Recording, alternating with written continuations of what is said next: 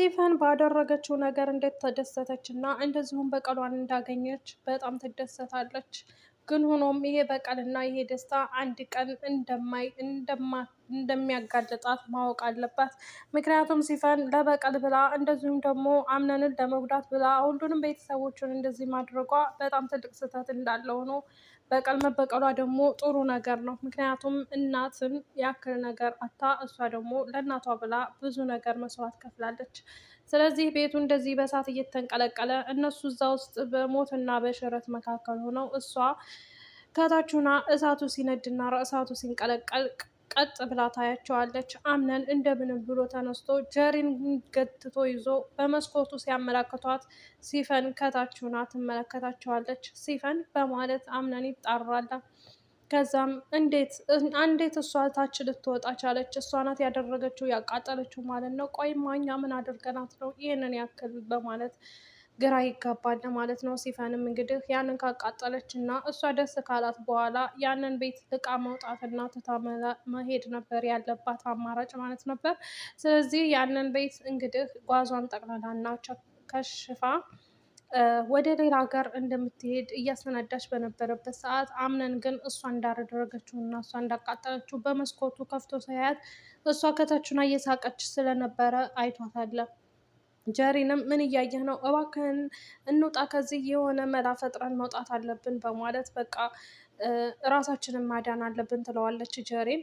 ቆይማ እንዴት ይሄንን ልታደርግ ትችላለች? በማለት እዛ ውስጥ ሆነው እየተነታረኩ በነበረ ሰዓት ሞርዚና በሩን ትክፈቱልኝ እባካችሁ ልሞት ነው እያለች በሩን ትወቃለች። ድምፅ ሲሰማ አምነን ወደ ላይ ወደ ፎቅ መሄድ ጀመረ። ግን ፎቅ ሲሄድም ፎቁም ሆነ ከታችም ሆነ የቀረ ነገር የለም። ሁሉም እንደተቃጠለና ሁሉም በሰዓት እንደጋየ ነው የተመለከተው። ሆኖም ግን እነሱን ባለው አቅምና ባለው ሁኔታ ሆኖ እነሱን ለማዳን ከዛ ሁሉ ረመጥ ለማዳን እየተጣጣረ በነበረበት ሰዓት ስልክ በመደወል ከእሳት አደጋዎች ጋር ግንኙነት አድርጎ ከዛ የእሳት አደጋዎች መጥተው እንግዲህ አጥፍተው የሚጠፋውን በቤት ያሉትን ሰዎች ቢያድኗቸውም ግን ብዙዎቻቸው ደግሞ በእሳቱ እንደተበሉና ሞርዚናን እንዳላዩት ሞርዚና ከክላስ ውስጥ ሆና በእሳት ግማሽ አካሏ እንደተቃጠለ ይናገራሉ። ቤሪንም ከክላሷ ውስጥ ሆና እሪ አድንኝ እያለች በማለት በመጮህ የሚያድናትና የሚደርስላት ሰው አልነበረም። አምነን ግን ሩጦና እንደምንም ብሎ ራሱን አሸንፎ ያንን ሂዶ ከእሳት አደጋ ውስጥ አድኗታል ማለት ነው። አሰላሙ አለይኩም ወራህመቱላሂ ወበረካቱ። ወደ የተከበራችሁ የቻናል ቤተሰቦች ሰላም ሰላም ብያለሁ። ውድ ክርስቲያን ወገኖቼ ሰላማችሁ ይብዛልኝ በያላችሁበት። ለዚህ ቤት አዲስ ሆናችሁ ላይክ፣ ሼር፣ ሰብስክራይብ እያደረጋችሁ አበረታቱኝ። ለምታበረታቱኝ እጅግ ከልብ አመሰግናለሁ። ውድ ቤተሰቦቼ እንግዲህ የዛሬው የድር ድራማ እንግዲህ በጉጉት እየጠበቀን እንገኛለን ማለት ነው። ጉጉታችን እንግዲህ እዛ ቤት ያሉ ሰዎች ይቃጠላሉ ወይንስ በሰላም ይወጣሉ? በእርግጥ እሳትና ጭስ የያዘውን አይለቅም የሚባል ነገር አለና እሳትና ነገር ነው የሚባለው እሳትና ጭስ እንደዛ የሚባል ነገር አለ እና ከዛ አደጋ ውስጥ በሰላም ይወጣሉ ብላችሁ ታስባላችሁ? ወይዘሮ ሞርዚናም እንግዲህ በሩ እንደተቆለፈባት ስትከፍተውም እንዳልተከፈተላት ግን ከሁሉም ቀልጣፋዋና እንደዚሁም ደግሞ ራሷ ልታድን የነበረችው ወይዘሮ ሞርዚና ናት። በዛም ሰዓት እሳቱ እንደዛ እየተንቀለቀለ በሩ ተከፍቶላት በነበረ ሁሉንም የመቀስቀስ ቻንስ ይኖራት ነበር፣ ግን በሩ ተቆልፎባታል። ማምለጫም አልነበራትም። ከዛም በመቀጠል እንግዲህ እንትና ወይዘሮ ዛህራ ከክላሷ ውስጥ ሆና እንግዲህ የምታሳዝነኝ ወይዘሮ ዛህራ፣ ምክንያቱም እንደ ማንኛውም ሰው ሩጣ የማምለጫ ወይም ሩጣ የመዳን ቻንስ አይኖራትም።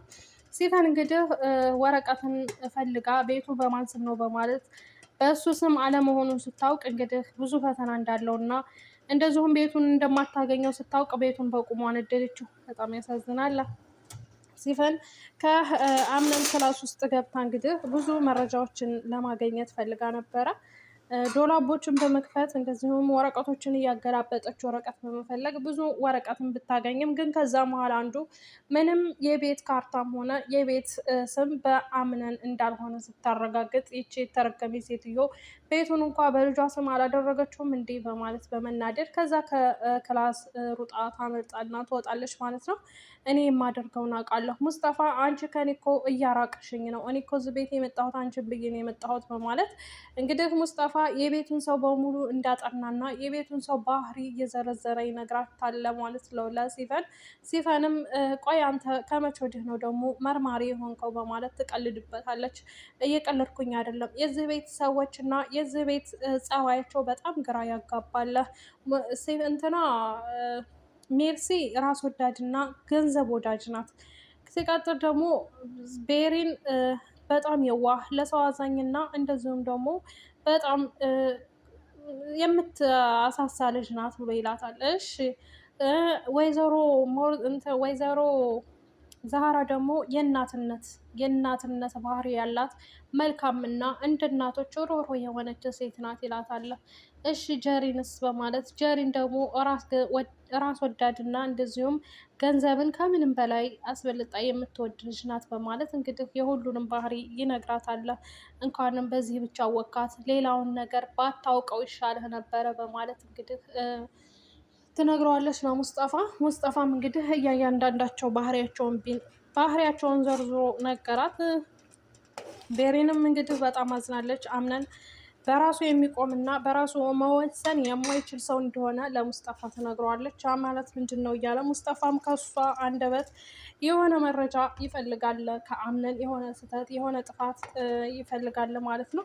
ስለዚህ አንቺ እንደማይወድሽ ካወቅሽና ራስሽን ለምን እንደዚህ ትጎጃለሽ በማለት ቤሬንን ሙስጠፋ ይመክራታል ማለት ነው። ሙስጠፋም ደግሞ እንግዲህ ጀሬን በሱ ህይወት ላይ እንደተጫወተችበት ከሱ ብዙ መማር እንዳለባት አድርጎ ለቤሬን ይነግራታል ማለት ነው።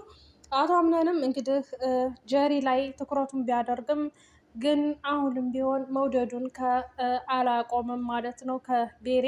ቤሬንን በጣም ይወዳታል። ቤሬን ግን እሱን ባየችው ሰዓት አመለካከቱና ሁኔታው ወደ ጀሪን ሲያደላባት፣ እሷ ግን በንዴትና በብስጭት ነው የምታየው።